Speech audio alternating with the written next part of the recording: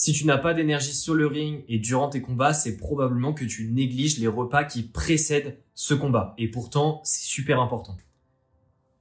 Dans cette vidéo, je vais te parler des repas que tu vas consommer avant tes combats. Comme prévu et comme promis, je fais une vidéo spéciale combat. Si tu veux évidemment connaître qu'est-ce qu'il faut manger avant cette fois-ci tes entraînements et pas tes combats et tes compétitions, je t'invite à regarder la vidéo qui s'affiche par ici où j'en parle en détail. Mais là, vraiment, on va parler combat. Donc là, on va pas parler entraînement, mais on va parler vraiment combat puisqu'il y a quelques différences, notamment liées avec la pesée, puisque évidemment, quand on est en entraînement, on n'a pas d'histoire de pesée à passer juste avant les combats. Plus précisément, dans cette vidéo, je vais te parler de 3 différents repas, donc 3 différentes situations, à la fois les repas qui sont à 3 heures ou plus par rapport à ton combat, donc c'est-à-dire que si ton combat est à 16 heures, eh bien tu vas manger à 13 heures grand maximum, voire avant. Ensuite, on va parler des repas un petit peu plus proches, donc cette fois-ci, on est plus vers 14 heures, donc 2 heures avant, voire 1 heure et demie avant.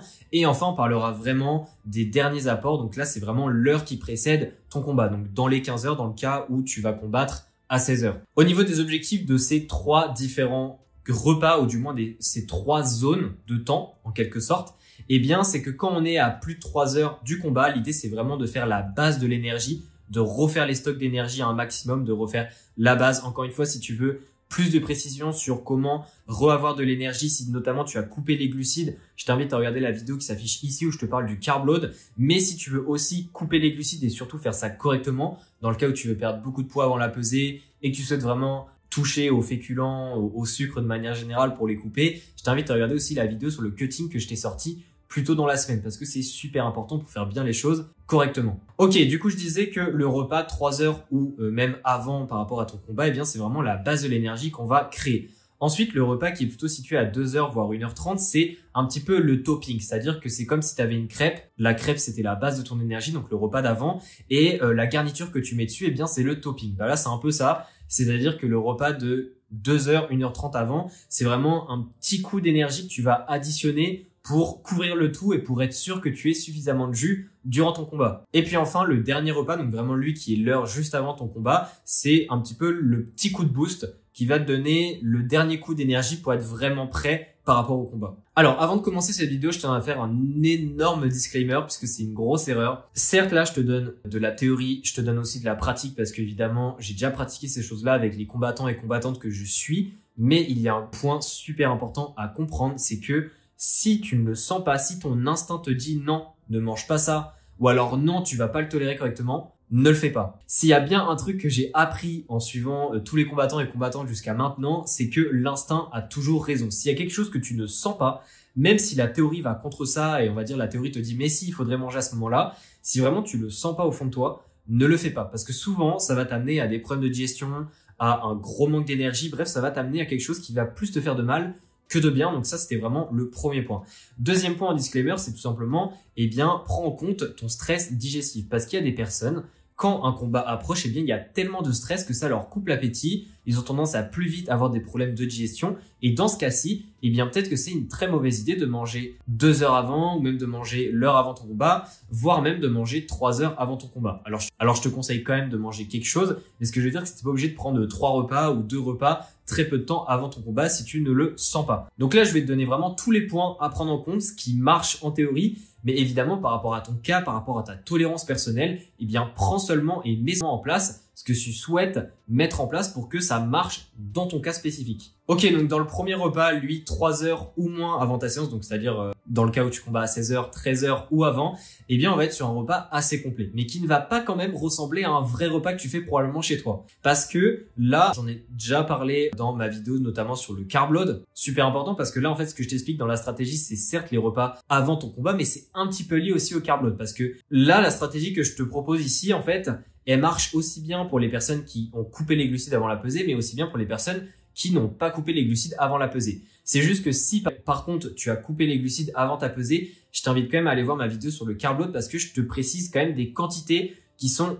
pas du tout négligeables et qui sont même super importantes pour refaire tes stocks de glycogène. Parce que là, ce que je vais te parler dans cette vidéo, c'est plus des repas, on va dire, normaux, dans le cas où tu as pas couper les glucides. Donc si tu as coupé les glucides, ce que je vais te dire ici, c'est à peu près la même chose, mais au niveau des quantités de glucides, c'est différent. Donc j'en parle dans la vidéo sur le carb load. Maintenant que ça, c'est quand même prévenu, eh bien oui, au niveau de ce repas-là, c'est relativement complet, mais c'est assez différent sur certains points qu'un repas que tu fais probablement à la maison. Puisque là, on n'a pas de fibres, ou du moins on a très peu de fibres. On n'a pas beaucoup de graisse, donc tout ce qui est matière grasse à éviter au maximum.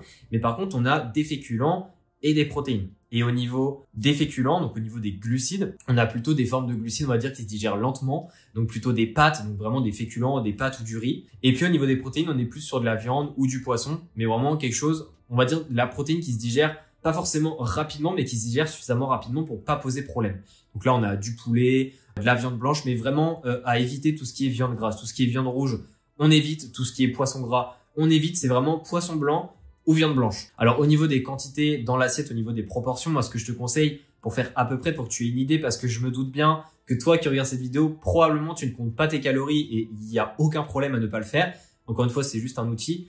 Eh bien, au niveau dans l'assiette, ce que je te conseille, c'est d'avoir 1/3 de protéines, donc ce que je t'ai dit avant, et 2/3 vraiment des féculents. Comme ça, au moins, t'es plutôt pas mal. Et puis à côté de ça, eh bien, c'est important d'avoir ta boisson pour te réhydrater et aussi d'ajouter un peu de sel dans ton repas. Donc soit tu as une boisson avec des électrolytes, comme ça fait le taf. Mais si tu as juste de l'eau et que tu n'as pas forcément d'électrolytes, eh bien je t'invite à mettre un peu de sel sur ton repas. Comme ça au moins, eh bien tu vas avoir le sel qui est aussi important pour la récupération, et notamment pour combattre en étant réhydraté à fond. Mais si tu veux en savoir plus sur le sel, son importance, je t'invite à regarder ma vidéo que je t'ai fait ici. Et j'ai aussi parlé de comment couper le sel avant ta pesée, donc si ça t'intéresse, pareil, la vidéo juste ici. Mais voilà, donc ça c'était pour le premier repas. Le deuxième repas qui est plutôt situé à 2h, 1h30 avant, là par contre on va commencer à diminuer et à choisir des aliments un petit peu plus judicieusement. Parce que là on n'est plus sur des pâtes, on n'est plus sur du riz, là on commence à être plutôt sur des fruits, donc notamment des bananes bien mûres, plutôt des fruits mûrs de préférence, parce que si le fruit n'est pas mûr, il y aura plus de fibres, ce qu'on ne veut pas forcément dans ce cas-ci. Donc un fruit où tu sais que tu le digères très bien, mais qui te donne vraiment cette impression d'avoir de l'énergie. Donc ça, c'est pour ta source de glucides. Et également à côté, eh bien, de prendre toujours des protéines, mais cette fois-ci, soit de la protéine en poudre, donc de la whey notamment, ou alors, eh bien, tu peux prendre aussi un yaourt, du skyr, bref, un produit laitier, mais vraiment qui n'est pas riche en matière grasse. Donc on évite les yaourts à 10% de matière grasse, les choses comme ça, on ne veut pas. Soit du yaourt 0% ou du 3% maximum, mais vraiment, on va pas au-dessus de ça. Et puis pareil, à côté de ça, tu as ton eau, tu as tes électrolytes, comme ça, tu restes hydraté et surtout, tu continues de t'hydrater avant de combattre. Et puis ici, tu peux peut-être prendre de la caféine, mais ça dépend vraiment de ta tolérance. Et je tiens à ce que tu essayes absolument 1h, 1h30, 2h avant beaucoup de tes entraînements de prendre de la caféine pour voir en fait l'effet que ça te fait et est-ce que ça ne te fait pas des effets secondaires. Notamment le fait d'avoir envie d'aller aux toilettes très rapidement 1 heure après, ce qui n'est pas une bonne idée dans le cadre d'une compétition. Également le fait pas d'avoir la tête qui tourne. Bref, toutes les personnes ne tolèrent pas de la même manière la caféine. J'en ai parlé dans la vidéo ici de pourquoi la caféine peut être très intéressante pour toi en tant que combattant ou combattante. Mais là, vraiment, la caféine, c'est très optionnel. T'es pas du tout obligé de le faire. Et surtout, il faut vraiment le tester avant. Mais je tiens à préciser que tout ce que je te dis là, tous les repas, si possible, les tester avant. Au lieu de tester un tout nouveau repas le jour de la compétition, ça c'est vraiment la pire chose à faire. Il faut vraiment que tu prennes des repas où tu sais derrière que tu le digères très bien, ça te donne de l'énergie. Bref, il faut que tu sois confiant par rapport aux aliments et aux plats que tu vas déterminer le jour de ta compétition. Et puis enfin, l'heure vraiment qui précède ton combat, eh bien c'est que de la boisson d'effort. Si tu veux faire ta boisson d'effort maison, je t'invite à regarder la vidéo qui s'affiche ici. Alors, je sais pas parce que je suis limité à 5 vidéos par vidéo justement pour te référer ici. Donc, si tu la trouves pas, enfin, si elle est pas affichée ici, t'as juste à aller sur ma chaîne et tu regardes la vidéo de boisson d'effort. Je l'ai sortie il y a 2 semaines, il me semble. Donc, comme ça, je t'explique ma recette maison de boisson d'effort qui marche le mieux pour que tu puisses avoir l'énergie au top et surtout bien récupérer après ta pesée. Mais globalement, voilà, l'heure avant ton combat, c'est vraiment partir sur du liquide, donc partir sur la boisson d'effort. Éventuellement, tu peux prendre 1 ou 2 dattes si tu as envie, donc vraiment des fruits séchés qui te donnent très rapidement de l'énergie, mais t'es vraiment pas obligé. Et je tiens à préciser aussi pour la boisson d'effort, si tu es quelqu'un qui est assez sensible d'un point de vue digestion et juste t'as pas l'appétit de manger des aliments solides, comme je t'ai expliqué dans les repas d'avant, rien ne t'empêche de quand même boire pas mal de boissons d'effort, donc même 2 heures avant. C'est-à-dire qu'au lieu de manger le repas que je t'ai dit, fruits avec yaourt, etc., tu peux très bien juste prendre ta boisson d'effort, c'est déjà une très bonne base. Donc pour récapituler, eh bien si tu suis ces 3 différents repas, si tu mets en place les bonnes choses, que tu limites les fibres, que tu limites les graisses et à côté, tu mets bien en place les différentes choses, donc plutôt dans le premier repas, lui qui est le plus éloigné, avoir protéines et glucides pour créer vraiment la base. Ensuite, 2 heures avant, c'est plutôt une grosse proportion de glucides avec un petit peu de protéines, mais cette fois-ci, par contre, on est sur des glucides et protéines qui se digèrent plus rapidement que durant le repas qui était 3 heures ou avant. Et enfin, l'heure avant, eh bien, c'est vraiment de la boisson d'effort ou éventuellement des fruits séchés, mais quelque chose qui se digère très rapidement. Il faut vraiment donner ce dernier coup de boost avant ton combat. En tout cas, j'espère que cette vidéo t'aura plu. Il y a plein d'autres vidéos que je t'invite à aller voir si tu veux en savoir plus sur le protocole global de comment te préparer à tes compétitions. Si évidemment tu souhaites avoir plus d'infos sur mes suivis personnalisés pour être guidé à 100%, eh bien je t'invite à cliquer sur le deuxième lien dans la description de la vidéo et on se dit à la prochaine pour une nouvelle vidéo. Allez, ciao!